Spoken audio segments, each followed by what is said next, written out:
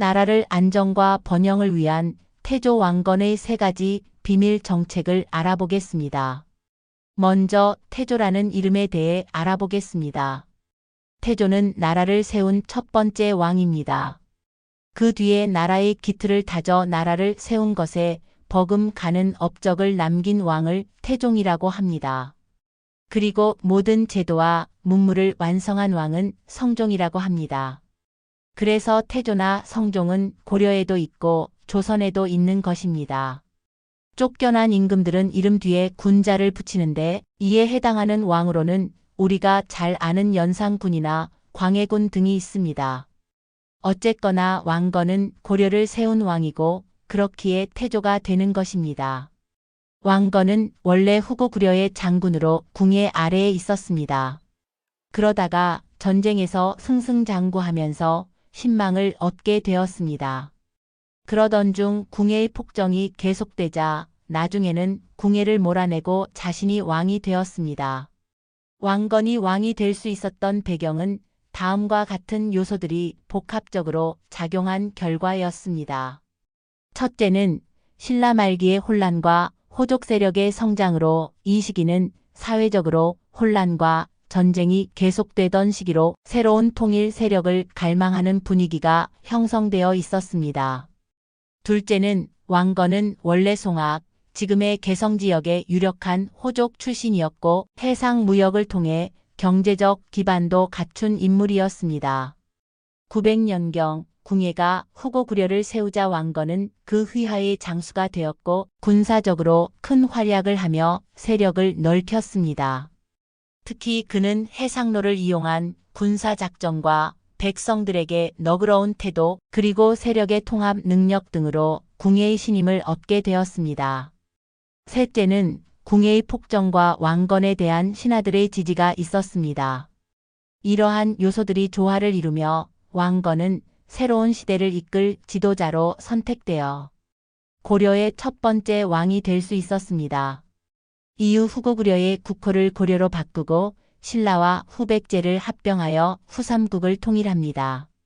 왕건은 나라를 처음 세운 왕인 만큼 업적도 참으로 많습니다. 내적으로는 지방의 호족들을 포용하여 왕권을 안정시키고 대외적으로는 중국의 여러 나라와 외교를 맺어 국권을 안정시켰습니다. 또한 백성들을 위해서 빈민구제 기관을 세웠고 세금 또한 소득의 10분의 1 이상 걷지 못하게 하는 법을 제정하기도 하였습니다. 왕건하면 빼놓을 수 없는 것이 바로 북진 정책입니다. 고려는 단순히 고구려를 계승한 것이 아니라 고구려의 정통성을 계승한 나라라는 인식을 갖고 있었습니다. 실제로 국호를 고려라고 하여 자체가 고구려에서 비롯된 것이며 왕건은 자신이 고구려의 후예임을 자처했습니다. 이러한 정통성 인식을 바탕으로 고려는 고구려의 옛 영토를 회복해야 할 역사적 책무와 명분을 가지고 있었습니다. 왕건이 북진 정책을 본격적으로 추진하게 된 계기 중 하나는 926년 거란족에 의해 발해가 멸망한 사건입니다. 발해는 고구려 유민들이 세운 나라로 고려와 마찬가지로 고구려 계승의식을 지니고 있었습니다. 발해가 멸망하면서 많은 유민들이 고려로 이주하게 되었고 왕건은 이들을 적극적으로 받아들였습니다. 단순히 받아들이는 것을 넘어서 이들을 정치 사회적으로 포용하여 고려 사회에 안착시켰습니다. 이를 통해 고려는 남북국 시대의 신라와 발해를 아우르는 민족 통합의 기반을 마련하였고 후대에는 이러한 통합이 민족적 재통일로 평가되기도 합니다. 북진 정책은 단지 발해 유민을 수용하는 데 그치지 않고 군사적 영토적 확장으로도 이어졌습니다. 왕건은 고려의 북쪽 국경을 안정시키기 위해 압록강 유역과 청천강 이북 지역으로 진출하려는 움직임을 보였습니다. 이는 곧 고구려가 과거에 지배했던 지역을 되찾으려는 의도와도 연결됩니다. 특히 여진족과의 충돌을 통해 북방의 일부 지역을 정복하고 고려의 실질적인 통치 영역을 북쪽으로 확장하려는 노력을 기울였습니다. 여진족은 만주 지역과 그 인근에 거주하던 유목민족으로 고려와는 긴장 관계에 있었습니다. 왕건은 군사력을 동원하여 여진족을 견제하고 북방을 안정시키려 했습니다. 이러한 활동을 통해 고려는 고구려가 멸망하면서 잃어버린 일부 북방 영토를 다시 확보하게 되었습니다. 이와 같은 북진 정책은 단순한 영토 확장을 넘어서 고려의 정체성과 외교 전략의 방향을 설정하는 데 중요한 역할을 하였습니다. 고구려의 계승자로서의 자긍심을 바탕으로 민족의 통일을 도모하고 북방 민족들과의 관계를 적극적으로 조율하며 군사적 긴장에도 대비했던 것입니다. 특히 왕건은 훈요 10조를 통해 후대 왕들에게 북방 세력인 거란요과의 관계에 신중할 것을 당부하면서 북진 정책의 중요성을 명확히 강조했습니다. 결국 태조 왕건의 북진 정책은 고려의 국가 정체성을 확립하고 외교 군사적으로 자주적인 기반을 마련하는 데 기여하였으며 이후 성종과 현종 시기의 거란과의 전쟁, 예종 이후의 여진 정벌 등으로 이어지는 장기적인 북방 정책의 출발점이 되었다는 점에서 큰 역사적 의의를 지니고 있습니다. 이런 많은 업적을 남겼지만 태조 왕건은 재위 기간 내내 큰 고민이 있었습니다. 왕의 고민이라면 여러 가지 있겠지만 가장 큰 어려움은 지방 호족들의 세력이 너무 크다는 거였습니다. 왕건은 스스로 능력이 뛰어나긴 했지만 근본적으로 추대를 받아 왕이 된 사람이었습니다. 궁의 폭정에 위기감을 느낀 호족들이 왕건이 적임자라고 설득해서 왕위에 올랐고 결국 왕건은 이들의 세력을 등에 업고 고려를 세웠습니다. 당시 고려는 개국 초기라 국가 전역을 강력하게 통치할 만한 제도가 없었고 군사력도 압도적인 수준은 아니었던 까닭에 개국 공신이라든지 원래 지방에 자리 잡고 있던 토착, 호족 세력이 사병을 양성하는 등 자기 세력을 확고히 다지고 있었습니다. 일단 고려의 전신이었던 후고구려 자체가 호족들의 연합체였고 그에 따른 내부 갈등이 적지 않았습니다. 전대 왕인 궁에도 사실상 호족들의 갈등 속에 죽음을 맞이했다고 볼 수 있습니다. 신라 역시 군사력으로 정복한 게 아니라 항복을 받아낸 것이기 때문에 신라의 세력도 경주를 중심으로 그대로 남아 있었습니다. 신라의 마지막 왕인 경순왕이 고려에 복속하게 되었을 뿐이며 여전히 그 지역의 지도자로서 자리를 잡고 있는 상태였습니다. 거기에 후 백제 세력과 발해에서 내려온 유민 세력까지 있어서 언제 어디서 반란이 일어나 왕권을 뒤흔들지 알 수가 없는 상황이었습니다. 이런 상황에서 여러분이라면 어떤 판단을 하시겠습니까? 칼을 들어 이러한 무리들을 한 번에 척결하시겠어요? 아니면 머리를 써서 나에게 반대하는 세력을 교묘하게 제거하시겠습니까? 또는 사랑과 덕으로 반대파들을 내 편으로 끌어들이시겠습니까? 흥미로운 사실은 역사를 돌아보면 구체적 방식과 정도의 차이가 있을 뿐이지 왕권을 강화하려는 왕들이 대략 이 세 가지 방법 안에서 이루어졌다는 점입니다.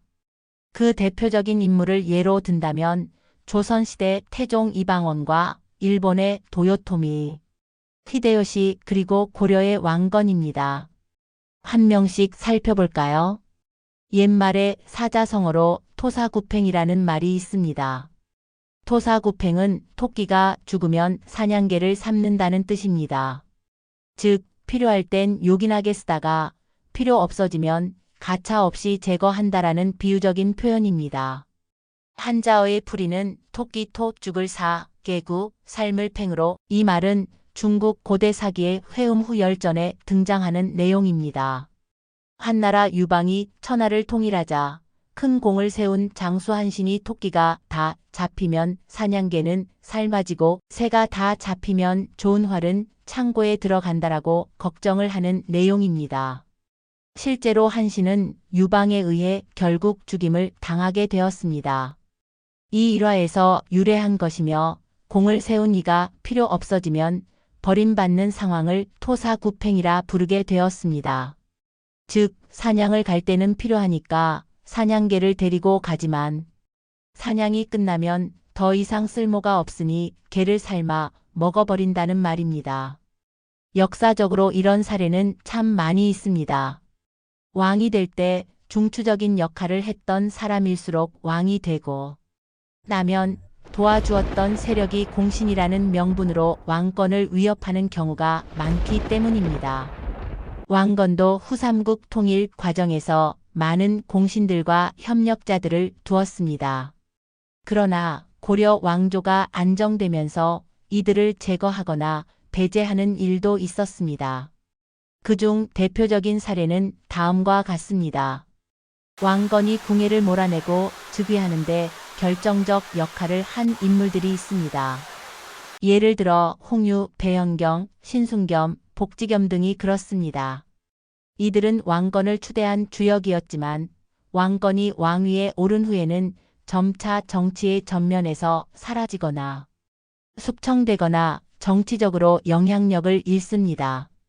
특히 복지겸은 개혁 정치를 시도했으나 실각하였고 후계 구도와 관련하여 갈등이 있었던 인물 중 하나로 평가되기도 합니다. 또한 신라 마지막 왕인 경순왕은 항복한 후 왕씨 성을 받고 융화되었으나 실제 권력 핵심에서는 멀어졌습니다.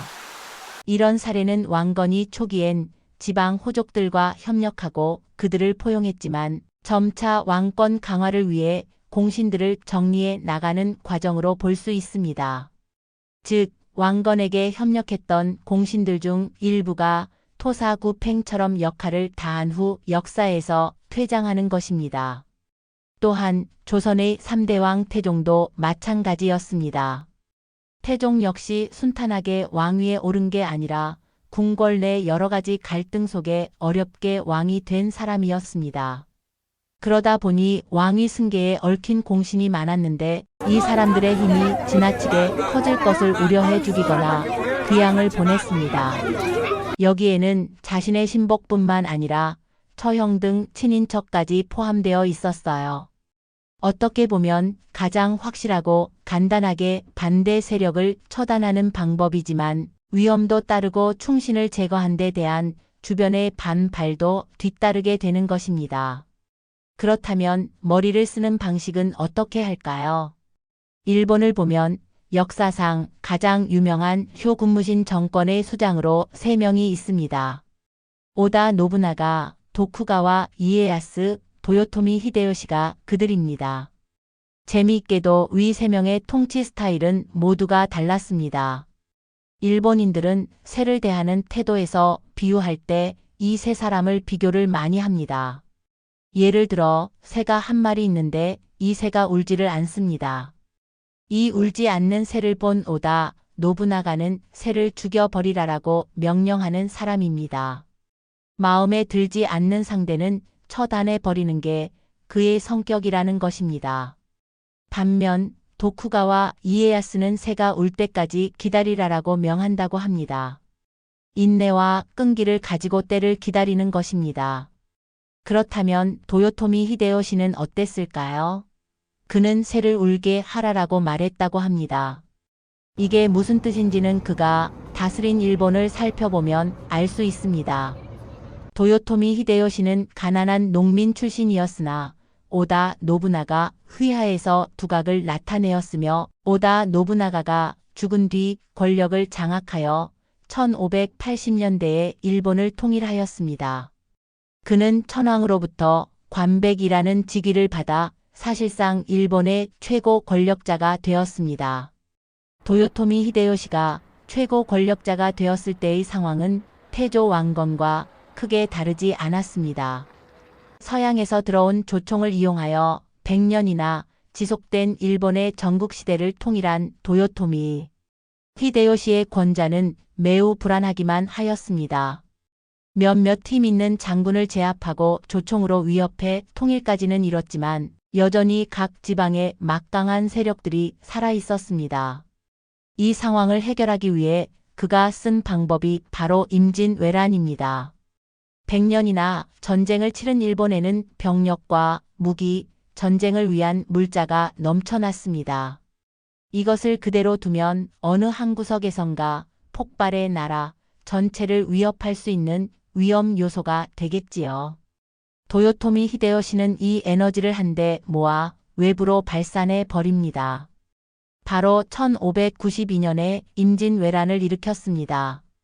임진왜란은 1592년 조선을 거쳐 명나라를 정복하겠다는 야망을 품고 대규모 침략 전쟁을 일으킨 것으로 이것이 바로 임진왜란 1592년에서 1598년입니다.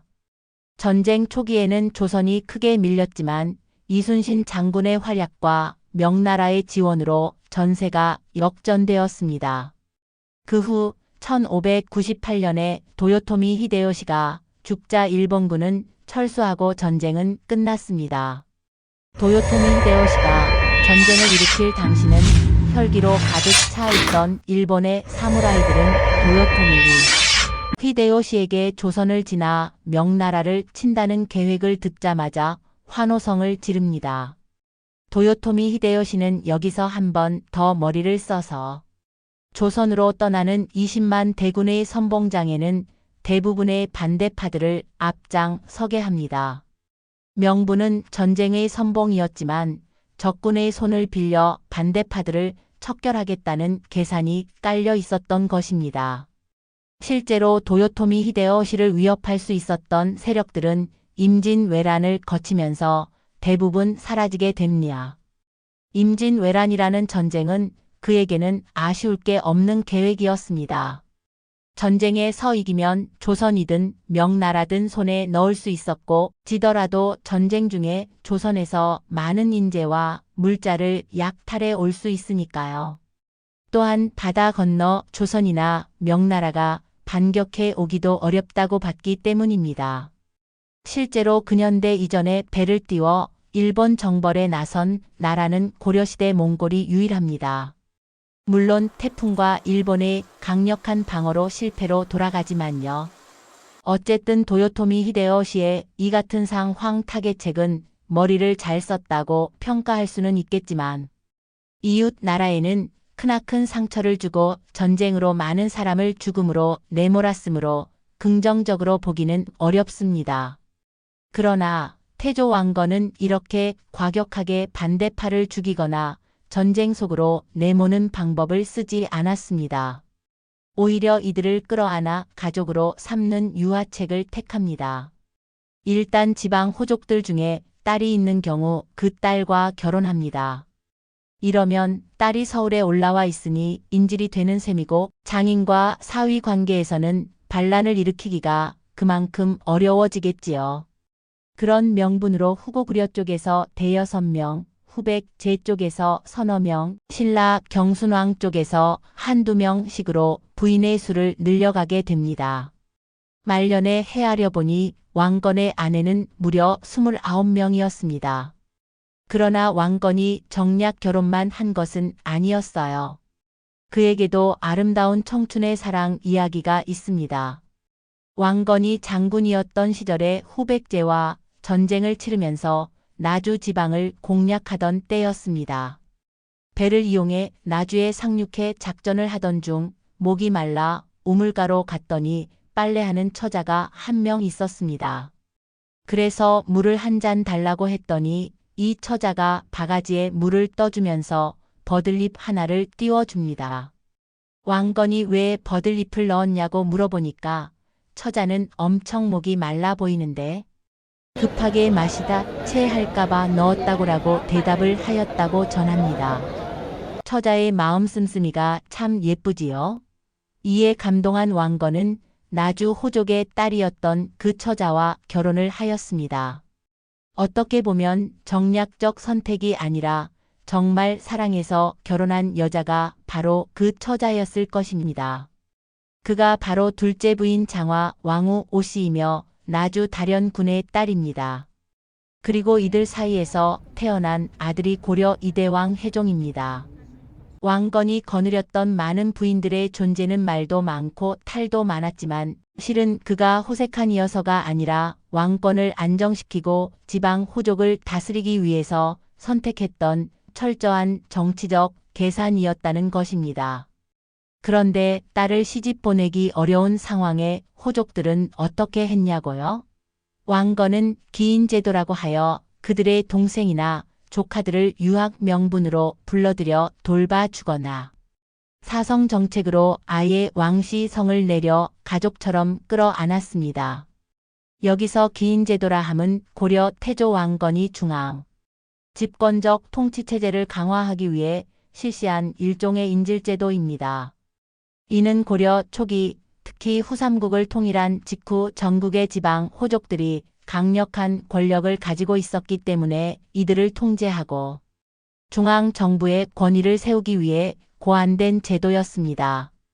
따라서 지방 호족의 자제를 수도에 머무르게 하여 그 가족과 지역 세력의 충성심을 확보하고 장기적으로는 지방 세력을 중앙 관료로 흡수하는 데 기여하였습니다. 또 사성정책이란 고려 태조 왕건이 시행한 정책으로 지방 호족들에게 왕씨성을 하사하여 그들을 고려 왕실의 일원으로 받아들이는 제도입니다. 이 정책은 고려의 건국 과정에서 중요한 역할을 했으며 태조의 지방 통합 전략의 일환이었습니다. 위의 내용을 정리하면 고려 태조 왕건은 후삼국을 통일한 이후 지방의 강력한 호족 세력들을 억누르기보다는 포용하고 통합하는 방향으로 통치 기반을 구축하였습니다. 이를 위해 기인제도, 사성정책, 혼인정책과 같은 유화적이며 전략적인 통합 정책을 시행하였습니다. 기인제도는 지방 호족의 자제를 중앙에 머물게 하여 정치적 인질로 삼음으로써 통제를 강화하는 실질적인 통제 정책이었습니다. 사성정책은 왕씨성을 내려 왕실의 일원처럼 대우하며 정치적 충성을 확보하려는 명예적 포용 정책이었습니다. 혼인정책은 직접 혈연을 맺어 지방 세력과의 유대를 다지고 충성을 유도한 정략적 동맹 전략이었습니다. 이 세 가지 정책은 상호 보완적인 역할을 하면서 고려가 중앙 집권적인 통일 국가로 나아가는 기초를 마련하는 데 크게 기여하였습니다. 오늘은 여기까지입니다. 공감하시면 좋아요, 구독을 눌러주세요. 지금까지 나라를 안정과 번영을 위한 태조 왕건의 세 가지 비밀 정책 이야기였습니다. 오늘도 좋은 하루 되세요. 감사합니다.